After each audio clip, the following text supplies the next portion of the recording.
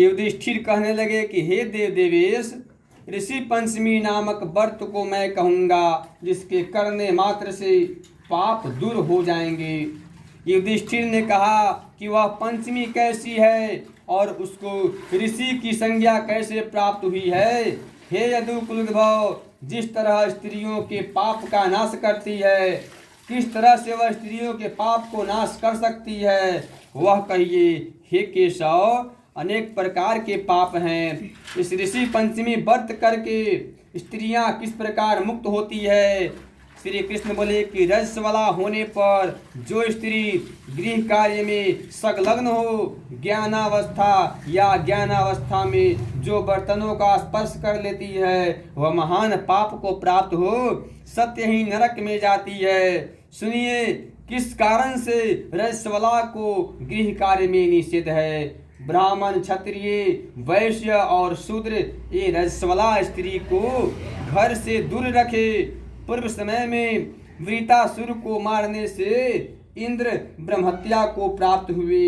हे धर्मराज, उस हत्या से दुखी होकर इंद्र अपनी शुद्धि के लिए ब्रह्मा के समीप गए। हे राजेंद्र, देवताओं के साथ ब्रह्मा जी एक क्षण ध्यान कर प्रसन्न मन से इंद्र की शुद्धि कर दिए। हे युधिष्ठिर, उस समय ब्रह्मा ने ब्रह्महत्या के 4 भाग कर 4 स्थानों में उसका प्रक्षेपण किया। प्रथम भाग को अग्नि की प्रथम ज्वाला में, द्वितीय भाग को नदी के प्रथम जल में, तृतीय भाग को पर्वत में और चतुर्थ भाग को स्त्रियों के रज में गिरा दिए। हे पार्थ, ब्रह्मा किया गया है कि चातुर्य वर्ण को उचित है कि रजस्वला स्त्री को सदा दूर रखे। प्रथम दिन रजस्वला स्त्री चांडाली, द्वितीय दिन ब्रह्मघातिनी, तृतीय दिन धोबिन तथा चतुर्थ दिन पवित्र हो जाती है। ज्ञानावस्था या ज्ञानावस्था में किए हुए स्पर्श से पाप होता है। उस पाप के लिए ऋषि पंचमी नामक व्रत करे। सब पापों को दूर करने वाला और सब उपद्रवों का नाश करने वाला इस ऋषि पंचमी व्रत को ब्राह्मण, क्षत्रिय, वैश्य और शूद्र वर्ण की स्त्रियां करें। इस विषय की एक पुरातन कथा कहता हूँ।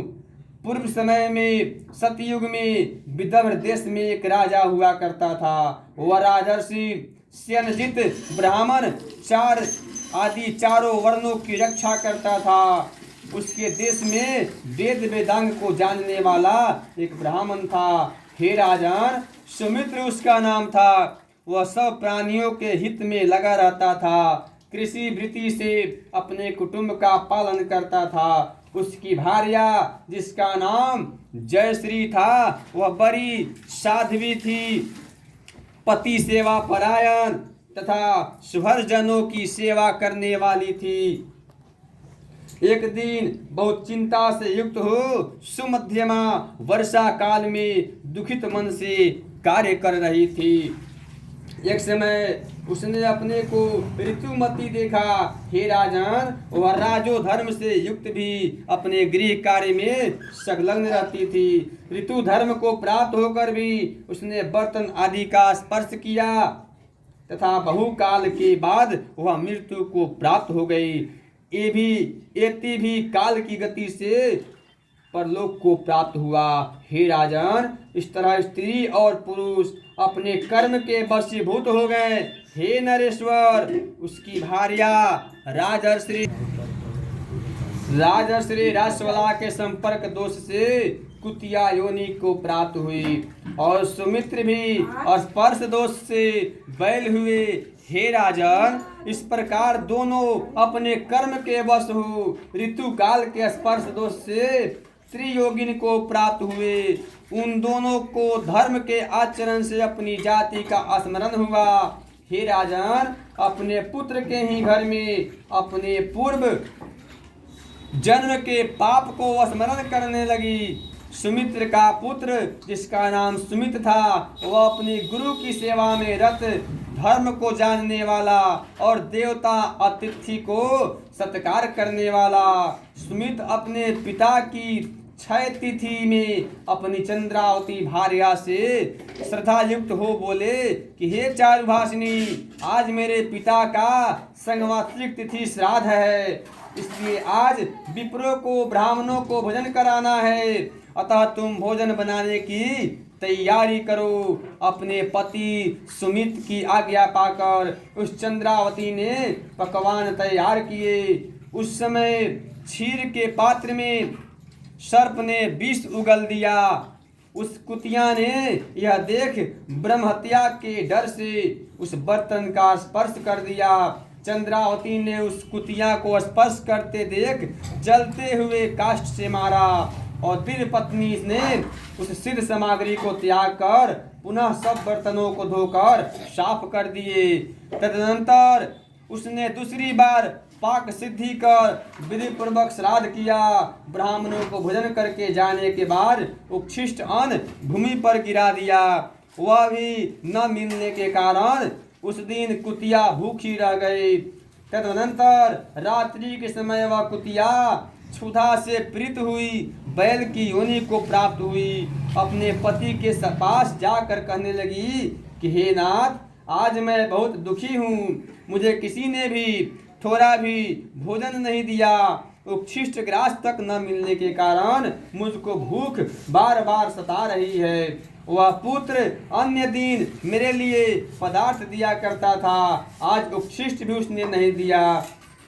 इसका क्या कारण है? जब खीर के पात्र में सर्प ने विष उगल दिया तो मैंने देखा, तो मैंने मन में विचार किया इसको उत्तम ब्राह्मण लोग भोजन करेंगे तो मर जाएंगे, इसलिए बर्तन को मैंने स्पर्श कर दिया, जिससे मुझको पुत्रवधू ने मारा, जिससे मेरा शरीर दुखता है और मेरी कमर भी टूट गई है। क्या करूं? यह सुन बैल बोला कि हे भद्रे, पाप के कारण ही तुमको दुख हुआ है। तुम्हारे ही पाप से बोझ उठाने वाले बैल की योनि को प्राप्त हुआ हूँ, कारण कि मैं भी आसक्त हूँ। क्या करूँ? अपने पुत्र के खेत में आज मैं दिन भर चलाया गया, मेरे पुत्र ने ही मेरा मुख बांध कर मारा। आज मुझको भी कष्ट होने के कारण इसका श्राद्ध करना व्यर्थ है। श्री कृष्ण बोले कि हे युधिष्ठिर, अपने माता पिता के परस्पर बातें करते हुए देख दोनों के वाक्यों को श्रवण कर उस सुमित ने अपने माता पिता को जाकर उस रात्रि में तत्काल भोजन कराया। हे राजन, माता पिता की ऐसी दुखित अवस्था को देख सुमित जल्द ही वन को गया। मैं कष्ट को जानूंगा ऐसा निश्चय कर हे धर्मराज वहां जाकर परम धार्मिक ज्ञान वृद्धि ऋषियों को नमस्कार कर उन दोनों के हित के वाक्यों में उसने कहा। सुमित ने कहा कि हे ऋषियों, एकाग्रचित होकर मेरे एक प्रश्न का उत्तर दें। हे तपोधन, किस कर्म के फल से माता पिता इस अवस्था को प्राप्त हुए हैं तथा इस पातक से किस प्रकार से छुटकारा प्राप्त हो सकता है? कृष्ण बोले कि उस समय दुखित सुमित के आत्मवचन को सुनकर सब जानने वाले सर्वतपा नामक ऋषि करुणा से युक्त हो सुमित के माता पिता की मुक्ति के लिए कहने लगे। ऋषि बोले कि हे विप्र, एक समय तुम्हारे माता पिता अपने गृह कार्य में बालक भाव से प्राप्त हुए, ऋतु धर्म को जानकर भी स्पर्श किया, उस दुष्कर्म से वह कुतिया की योनि को प्राप्त हुई और तुम्हारे पिता भी उसके स्पर्श दोष से वृषभ योनि को प्राप्त हुए। इसलिए दोनों की मुक्ति के लिए तुम ऋषि पंचमी का व्रत करो। हे विपेंद्र, स्त्री सहित विधि से ऋषियों की पूजा कर 7 वर्ष तक व्रत का आचरण करे।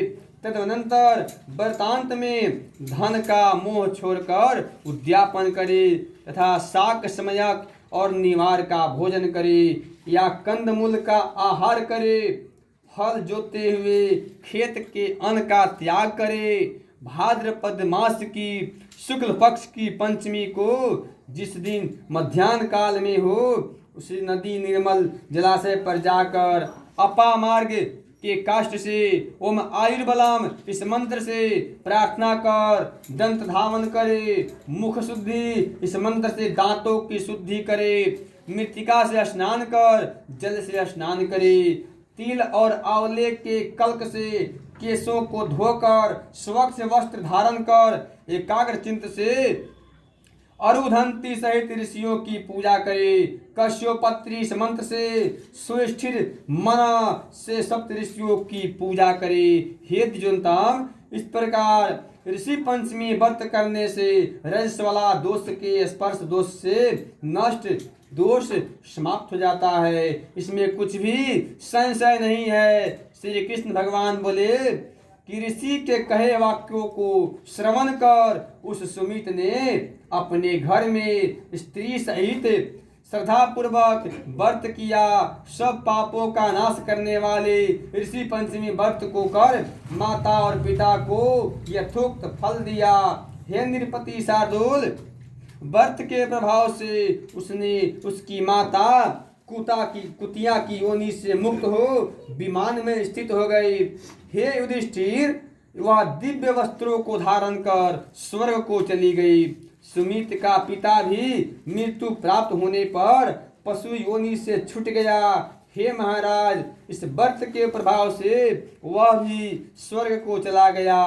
शरीर अथवा मन से किया गया जो कुछ पाप है वह सब व्रत के प्रभाव से नष्ट हो जाता है।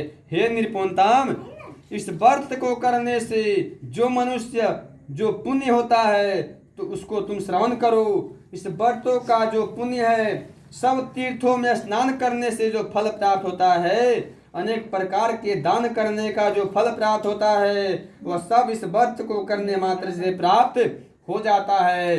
जो स्त्री इस प्रकार व्रत करती है वह सुख को भोगती है तथा रूप लावण्य पुत्र पौत्र आदि से युक्त होती है। इस लोक में आनंद मनाती है तथा परलोक में परमोद गति को मिलती है। हे राजन, सब व्रतों में उत्तम व्रत मैंने कहा। हे युधिष्ठिर, यह व्रत कैसा है?